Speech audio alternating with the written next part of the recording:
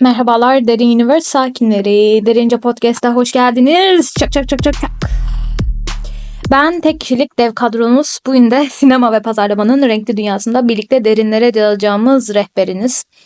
Başlığımızdan da anlayacağınız üzere son 10 yılın en ses getiren ve en yaratıcı ve en viral film PR kampanyalarını konuşacağız. Öyle kampanyalar ki filmi izlemeyen bile adını duydu. Sokakta her yerde karşısına çıktı. PR çalışması dediğimiz filmlerin tanıtım stratejileri bazen filmlerin kendisi kadar eğlenceli olabiliyor ki bazen daha bile yaratıcı olabiliyor. Bu bölümde 3 örnek seçeceğiz. Biri küfürbaz bir süper kahraman, biri kabuslarımızın palyaçosu, diğeri de çocukluğumuzun bebeği ama bambaşka bir şekilde karşımıza çıkan bir ikon. Hazırsanız, kahvelerinizi aldıysanız başlıyorum. İlk örneğimiz dördüncü duvarı yıkmayı hobi haline getirmiş olan sivri dilli anti kahraman Deadpool. Deadpool'un ilk filmini bu arada inceleyeceğiz. 2016'da vizyona giren bu film yalnızca R-rated yani artı 18 yaş sınırı ile bir süper kahraman filmi olarak sınırları zorlamakla kalmamıştı. Pazarlama kampanyasıyla da ders niteliğinde bir başarı yakalamıştı.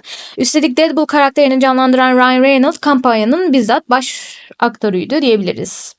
Bunu zaten son 3. filmde de görmüşsünüzdür. Ama ben sadece ilk filmi ele almak istiyorum şu anda. Çünkü bence ilk filmi en çığır açıcı filmi ilk filmiydi ve benim galiba sevdiğim tek Deadpool filmi ilk filmdi diyebiliriz.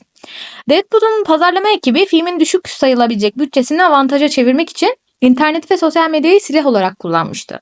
Yani Ryan Reynolds gerçek hayatta da adeta Deadpool kimliğine bürünerek sosyal platformlarda boy gösterdi.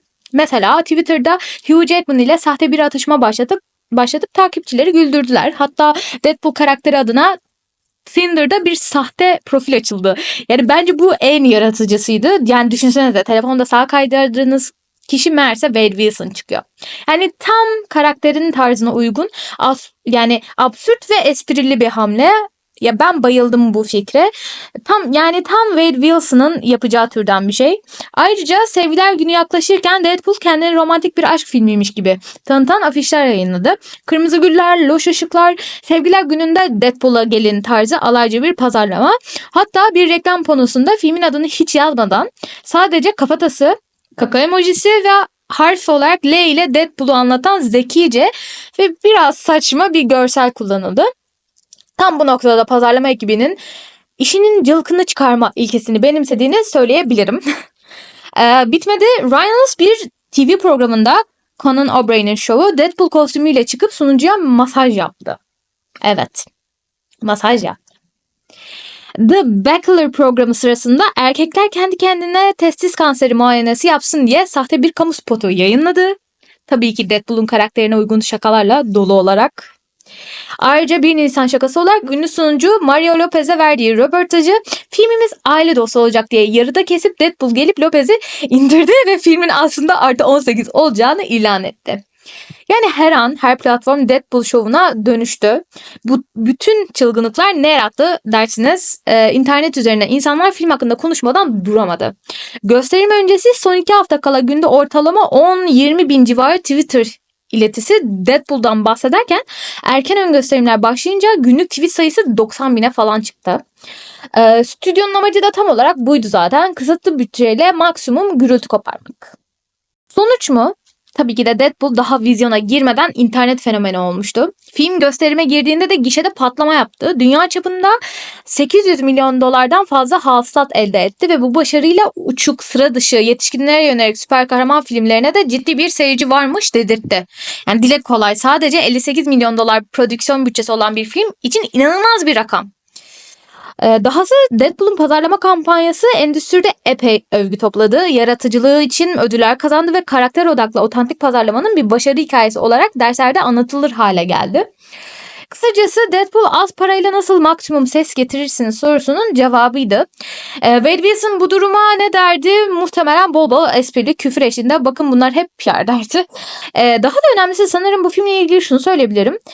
Bence buradaki en büyük PR şuradaydı. Artı 18 bir süper kahraman filmi. Bu kadar sadece artı 18'li tabii ki de şakalardan dolayıydı. daha fazla artı 18 süper kahraman filmi var mıydı? Vardı ama bunların çoğu artı 18 olarak yayınlanmadı. Hikayeleri sert olan süper kahraman filmleriydi. Deadpool bunlardan tabii ki de çok daha farklı bir kulvarda. Deadpool daha çok gerçekten bir entertainment, eğlence aracı olarak lanse edilen bir filmdi açıkçası.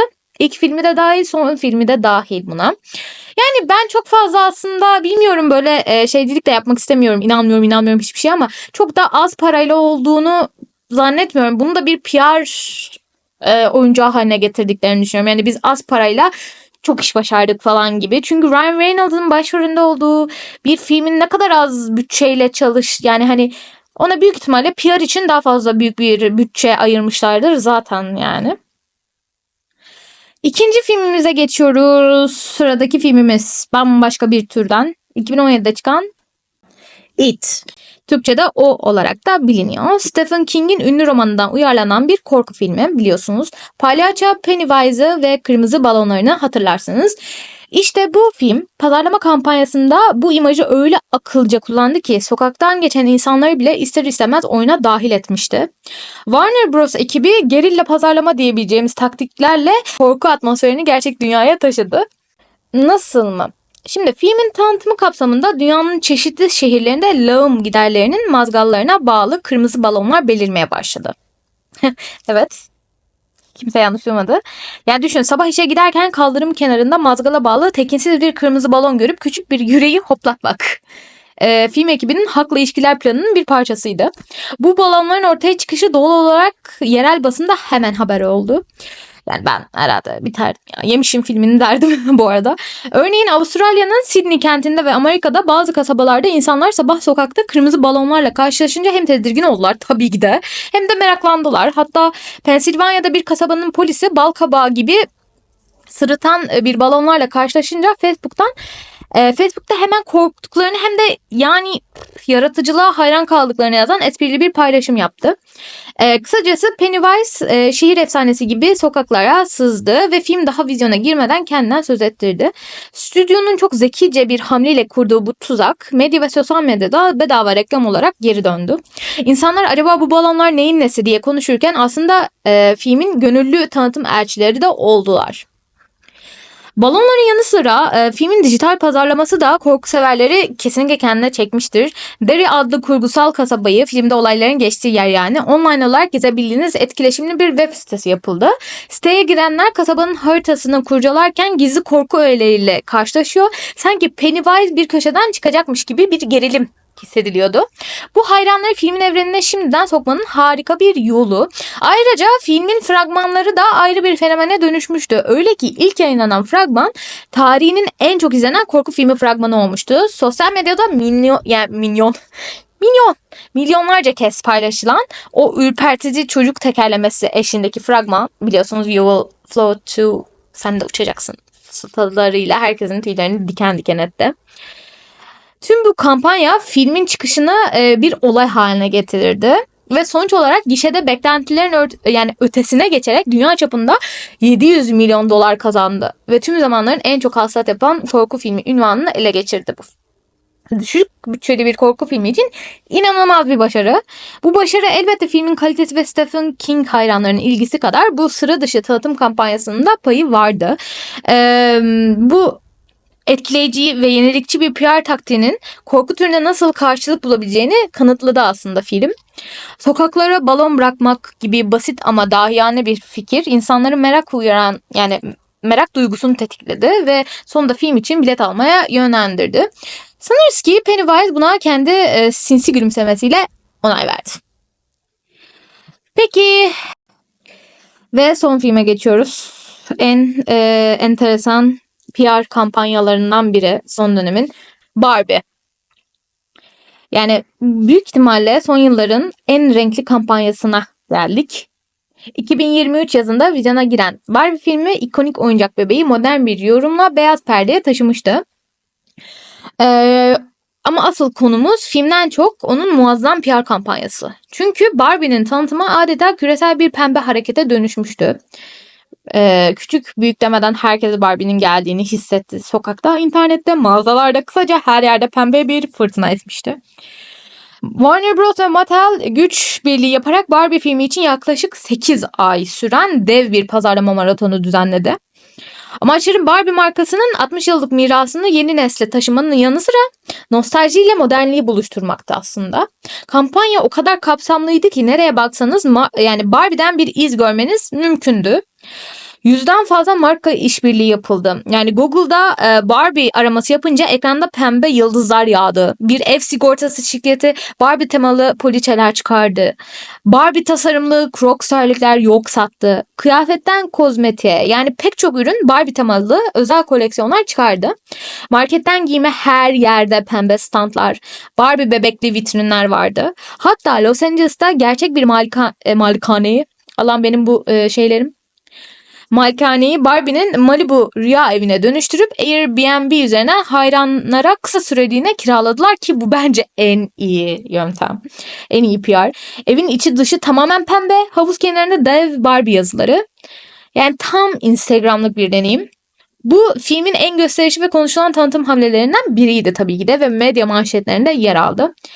Gerçek Barbie evi kiraya verildi falan diye böyle her yerdeydi. Kısacası dünya pembeleşti desek abartmış olmayız çünkü öyle oldu. Barbie'nin tanıtım stratejisi sadece ürün ortaklıklarına ibaret de olmadı tabii ki. İlk yayınlanan teaser fragmanı bile herkesi şaşkına çevirmişti. Stanley Kubrick'in 2001'de A Space Odyssey filmine gönderme yapan küçük kızların bebeklerini kırıp dev bir Barbie bebeğe tapındığı o sıra dışı sahne. Yani bu fragman daha en baştan bu Barbie filmi alıştığınız Barbie değil mesajını verdi. Yani riskli bir yaratıcılıktı ama işe yaradı. Hem sinema severler hem de genel izleyici bu farklı tona dikkat kesildi. Ayrıca filmin setinden sızan Margot Robbie ve Ryan Gosling'in hiç sevmem bu arada kendisini. Bayılmıyorum. 80'ler aerobik kıyafetli paten sahnelerini internette viral oldu. Daha film çıkmadan herkes Barbie filmi neye benziyor böyle diye konuşmaya başladı. Sosyal medyada Barbie Core diye bir moda akımı patladı mesela. İnsanlar pembe kıyafetler içinde fotoğraflar paylaşarak filmin heyecanını besledi. Film vizyona yaklaşırken sinema salonları pembe giyinmiş seyircilerle doldu taştı. Topluca Barbie temalı partilere gider gibi filme gitmek yılın eğlencesine dönüşmüştü. Hatta aynı hafta vizyona giren bildiğiniz üzere kara kuru Oppenheimer filmiyle tezat oluşturan esprili rekabeti internette Barbenheimer fenomenine yol açtı. Aslında bu iki filmin hayranları aynı gün iki zıt film izleme akımı başlattı olarak geçiyor. Yani bol bol bunun üzerine meme üretildi ve bu durum Barbie'nin reklamına reklam kattı diyebiliriz. Yani resmi olarak bu kampanyaları kendilerini yapmadıklarını söylüyorlar ama buna asla inanmıyorum arkadaşlar. Bu kadar birbirinden zıt iki filmin aynı anda ve bu kadar yüksek bütçeli, bu kadar büyük prodüksiyonlu iki filmin aynı anda çıkması bile aslında normalde sinema için riskli gözükebilecek bir şeyken iki filmde birbirini marketingiyle, pazarlamasıyla, PR'ıyla besledi aslında. Barbie'nin PR kampanyası eğlenceli tonunu hep korudu. Sevseniz de nefret etseniz de Barbie herkesindir mesajıyla geniş bir kitleye hitap etti. Influencer işbirlikleri sayesinde TikTok ve Instagram pembe içeriklerle dolmuştu. Dünya genelinde yüzlerce influencer Barbie etkinliklerine katılıp bunu takipçilerine aktardı. Peki sonuç olarak ne oldu? Film vizyona girdiğinde tam bir kültürel olay haline geldi. Açılış hafta sonunda 356 milyon dolar gibi muazzam bir gişe elde ederek kadın bir yönetmenin filminden rekor kırdı. Yani bu bence çok güzel bir şey. Kadın film yani bir kadın yönetmen olarak ilk defa bu kadar gişe yapan bir film çekiliyor olması ve bunun Barbie filmi oluyor olması feminizm açısından baktığımızda aslında çok güzel bir başarı. Kampanyaya harcanan paranın da hakkını verdi doğrusu diyebiliriz. Çünkü Barbie filminin pazarlama bütçesinin yaklaşık 150 milyon dolar olduğu söyleniliyor ve karşılığında film dünya çapında en az 1,4 milyar dolar gişe hasılatına ulaştı yani. Warner Bros'un pazarlama başkanı bile pembe cüzdanın gücünden bahsederken diğer stüdyolar ders niteliğinde bir iş yaptıklarını vurguladı. Barbie'nin başarısı sadece bir film başarısı değil. Aynı zamanda pazarlama tarihine geçecek bir fenomen olmuştu. Yani biz de o yaz ister istemez biraz pembe gözlüklerle dünyaya baktık, itiraf edelim. Bu arada filmlerin bu 3 filminde ben filmin sinematografik ve ya da içerik hissettirdikleri. Film eleştirisi yapmıyorum arkadaşlar. Tamamen PR eleştirisi olan bir video bu. Eğer bu filmlerin sinematografik olarak eleştirisini, konularını, işleyiş biçimlerini, oyunculukları vesaire bunları da incelediğim bir video isterseniz yorumlarda yazmayı unutmayın. Bir sonraki videoda da onu konuşuruz. Yani gördüğünüz gibi son 10 yıl içinde film stüdyoları tanıtım işini rutin basın bültenlerinin ötesine taşıyıp yaratıcı bir sanat formuna dönüştürdüler kesinlikle. Deadpool, E.T. ve Barbie örnekleri bize şunu gösteriyor. İyi düşünülmüş bir PR kampanyası bir filmi daha izlemeden popüler kültür olayı haline getirebilir. Kimi zaman küçük bir bütçeyle büyük ses getirmek, yani mesela dedikleri üzere Deadpool mümkün. Kimi zaman da çok platformlu hayatın her alanına sızan bir stratejiyle mesela Barbie hedef kitleye ulaşılır. Önemli olan özgün bir fikir ve insanlarda duygusal bir tepki yaratabilmek. İster kahkaha olsun, ister koku, ister nostalji. Yani filmin hissettireceklerini, filmin duygusunu film daha çıkmadan tüketiciye yani izleyiciye hissettirmek en büyük hedef. Umuyorum bu keyifli analiz hoşunuza gitmiştir çünkü ben çok keyif aldım. Şimdi de topu size bırakıyorum. Sizin unutamadığınız en yaratıcı film tanıtım kampanyası hangisiydi? Bu üçünden biri olmak zorunda değil tabii ki de. Yorumlarda benimle bütün hepsini istediğiniz ve beğendiğiniz, en etkilendiğiniz, şok olduğunuz, gerçekten hayran kaldığınız reklamları, film reklamlarını benimle paylaşmayı unutmayın. Başka harika örnekler de var bunun üzerine.